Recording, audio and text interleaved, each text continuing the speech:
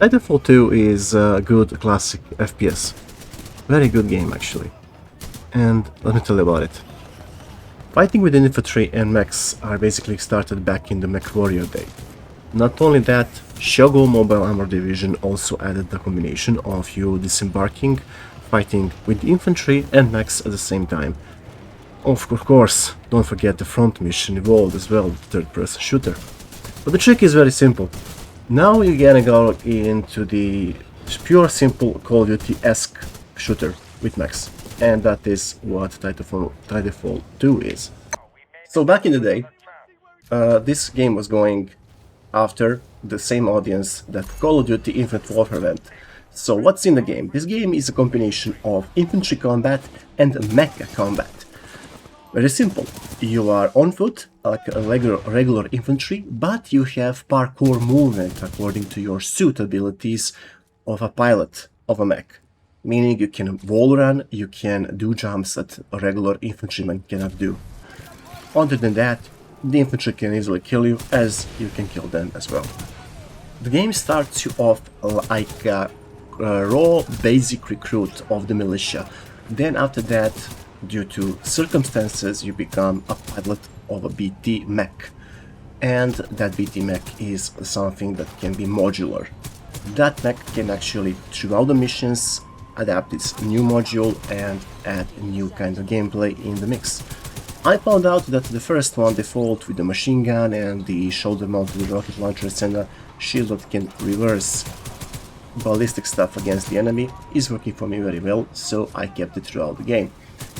If you want to do an experiment, of course, there is that, and in multiple playthroughs as well as multiple kind of weapons. But this time around though, the weapons, you can only carry 2 weapons at the same time. Carrying 2 weapons at the same time actually is forcing you to be a bit more tactical with your approaches and your, gameplay abilities. Of course, you can go with the heavy weapon, but be in mind, if the enemies don't have the same amount of that weapon, you will not able to pick up enough ammo, and definitely then you will have to improvise with something secondary, or you have to ditch that weapon and pick up the other. Another trick is that the enemies in this game have sometimes special abilities like shields and anything else, from mechs to infantrymen as well. Some of those abilities can be definitely bypassed by throwing grenades at them, like the thermite grenade that are burning through the shield and burning the whole enemy down, as well as the mechanical opponents. Some of these mechanical opponents you can definitely hack and use them as your own backup. So if you see the station that is hosting mechs at the ready, if you can get there before the enemy does, you have a decent chance of getting those enemies turned against enemy. And if you are quick enough on your feet, you can use your knife to isolate and hack an enemy mech and turn them against the enemy, of course, and to be expendable fodder to fight on your side while you are properly flanking the enemy and doing your best to eliminate them. This game definitely went toe-to-toe with the titans like Call of Duty, and today, in retrospective, basically is that this game is definitely on a decent discount compared to Call of Duty games, old Call of Duty games, that are insanely overpriced, in my opinion. So yes, this game is definitely there in that league, if you want a quality shooter. And of course, what's in the game, of course, it starts as a hero journey once your mentor dies, spoiler ahead of course, and then you are on a revenge quest, and at the same time trying to save your resistance base from the enemy that's gonna use a super weapon against your planet. Vibes of Star Wars with the mecha genre, basically, without the Jedi this time around. So yeah, mecha and infantry combat, with a bunch of interesting things to add in. So what's good, what's bad, and of course mixed stuff in between. Let's start with the good things. The gameplay in this game basically, it is the type of approach in this game with the gameplay is very varied. You can choose to approach it in multiple kind of options. You can use your mech to go through, or you can even go with the hard mode and let the mech be autopiloted while you are doing your infantry stuff. Though I totally recommend that you stay stick to the mech in those missions, because its firepower is overwhelming. For example, I played on medium difficulty. I didn't found any kind of progression options or wish to go up or below. The medium difficulty is quite fine. There is a variety of weapons that have different kind of options, and they're adding basically a mini tutorial for you to how to use them. From heavy weapons to light weapons to the weapons that can be very good up close and the others that can be very good up far, to the energy weapons that are very good against mechanical enemies like the small robots or the mechs that are going around. Of course, there are different kind of throwing weapons, from the standard grenades to the C4 to the stuff like thermite grenades that I already mentioned, and of course the mini bots that can actually be suicide bots that can be thrown at the enemy. Of course, don't forget that the enemy can also deploy mites that can do the same thing to you. So yeah, basically the tactical gameplay keeps you on your toes, and the shooting aspects is pretty good. I mean, don't get me wrong, it's not the shooting aspects of a Doom Eternal level game, but it's definitely there. The AI is decent enough. It's not dumb as, you know what, but it's not revolutionary either. So yeah, basically it can be Joe Average, the AI. You don't have hit scan enemies, which is good, and you don't have the enemies that can be, you know, annoying against. You just need to follow different tactics, different approaches, different kind of shooting styles, and you can get through the mission. Of course, let's go to the mixed stuff as well, so, because there is some mixed stuff in this game, unfortunately, and some bad stuff, I think. Well, the mixed stuff first is the storyline. It's a cliche. It's an old cliche. It's basically the hero's journey that starts with the underdog, going through the levels and everything else, and of course you can predict that there is sacrifice gonna be along the level, as well as something unimaginable that, well, some people are getting this okay, some people are getting this wrong. For example, the story of the, no, spoiler warning ahead, the story of the mercenary commander that you are trying to fight against the whole level, which is making a hell for you, as well as killing one of your mentor, of course, spoiler.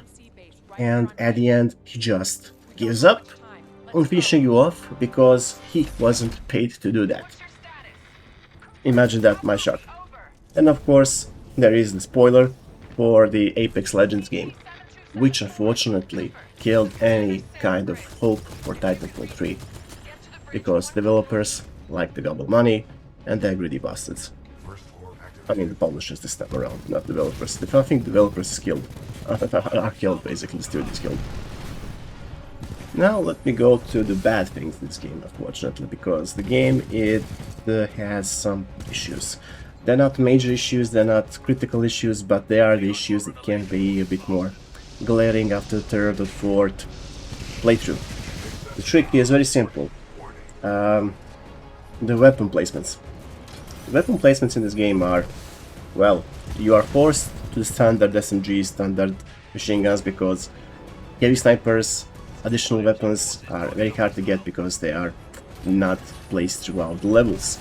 And they are only teasing you to play the multiplayer, which is unfortunately pretty much dead and not supported, unfortunately. It's not fully dead, but it's still there.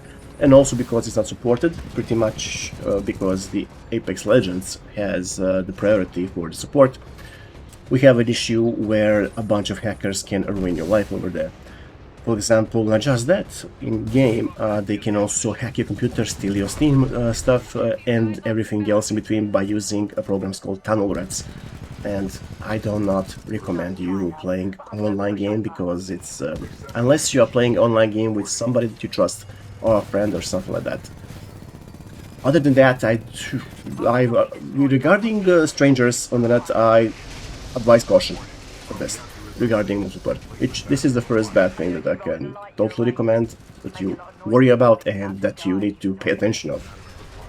Now, when I just said about weapon placement, there's also something like gimmicky levels. When it comes to infantry combat, I usually play this game mostly as a Call of Duty game when it comes to infantry combat, and some of the mecha engagements as well. And essentially is a standard FPS. I didn't use much more parkour regarding certain kind of flanking maneuvers and stuff like that. I did use fast moving, sliding and everything else, but regarding parkour, running against the walls, I mostly haven't used it. So I think this is the big missed opportunity regarding level design. The level design is pretty much short, it's fast, and it's more prone to the action, because you are going so fast throughout the level, you're gonna be addicted to the action, you're not gonna be paying attention, and of course, as time goes on, you are basically not going to notice that something is very wrong sometimes.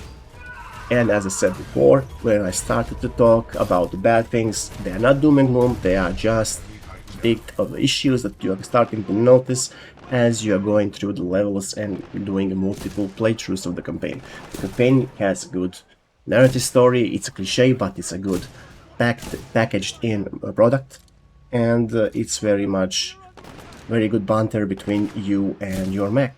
The trick is the level design, as I said before. The level design is a bit too short, it's a bit too narrow, and you are basically forced to use your abilities as a pilot, jumping and wall running, to pass along the, what should I say, traps and level design. We need to speed run through the walls or use the time machine and try to go within the time, past and present. And of course that level as well was very badly designed, I think. Not badly designed, but very short designed. There's too much of Blitz 1, Blitz 2, Blitz 3. Basically 3 sections, 2 buildings, done in a very fast level. You don't know what is happening, and all you know is you end up with the MacGuffin, that is the power source that was being found and used to disrupt time and space. Therefore, all those things are being forgotten once the spoiler alert ahead, the planet that you are on is being destroyed. Rather than your own home planet. So yeah, regarding the bad stuff are mostly minor annoyances, with one big caveat that you need to pay attention and be careful when you are trying to use the game in the multiplayer. Play with someone that you trust, don't play with strangers on the internet, and be careful about what you are creating regarding servers. Also, the paying options. Get this game on discount. One more negative I need to emphasize is don't get it on the full price. Second thing is, you don't need a cosmetic piece of shit that is in this game, because as I said before, the multiplayer is sketchy. And also, why the heck would you pay extra 15 euros for a bunch of skins? Are you crazy? You can get the game for those kind of money, an extra game. And with a bit more extra, you can also get DLCs for that extra game. I mean, I don't know what people are doing with their money, I'm not gonna go into that, but for me, the whole paying option as well is an extra negative that I can attach to the game because of the greed of the publisher. And the greed of the publisher is what killed this game and didn't allow us to have a proper continuation of this franchise. And that's basically it. So once I pull up all the positives, mix the negatives, should I recommend this game? Totally recommending this game if you are getting it for the campaign and to play it if you get it on discount. Those two options, basically, that's how I got this game. I waited for a discount, basically for the price of 2 boxes from Counter-Strike Global Offensive 2. I managed to gather enough money and get this game on a discount for free, basically. And I totally recommend that you do the same. And the trick is very simple. Most of the games that I have, I got it on that way, and I'm happy, basically. Do I recommend this game in the end? Yes, I do. This game is pretty good. With all the flaws that they are in, with all the issues that I managed to find, the banter between you and the mech, and the bond that the militiaman, Cooper, and the BT are creating while eliminating enemies around them, and the bosses, the mini-bosses that are being represented as the mercenary leaders are definitely there, and I totally recommend you play this game just for that experience.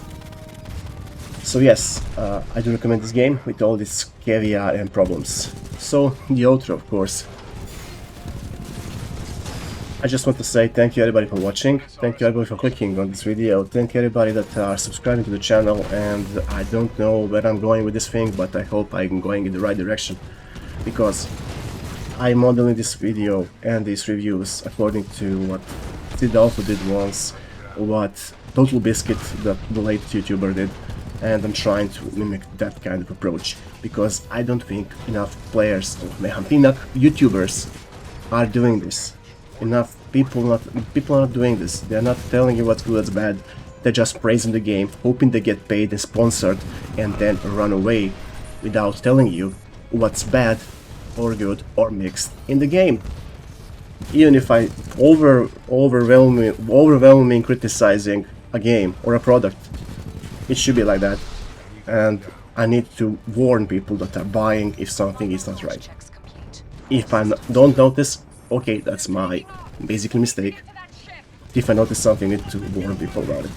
I think that's my responsibility if I make these videos, at least. It should be theirs as well, but you know how it goes. Anyway, next game is gonna be a game that I'm gonna praise and criticize quite a lot, because I played it over 12 years, so more than 12 hours. It's an MMO. And if I'm gonna do an MMO, it's gonna be below or over 12 hours, because I don't want to waste my time on doing just one video over a month. Anyway, the next video is gonna be War Thunder, and pluses, minuses, anything between. And if you want to stick around, subscribe to the channel, recommend it to your friends, and thank you everybody for watching once again. I hope I see you all again soon. Bye bye.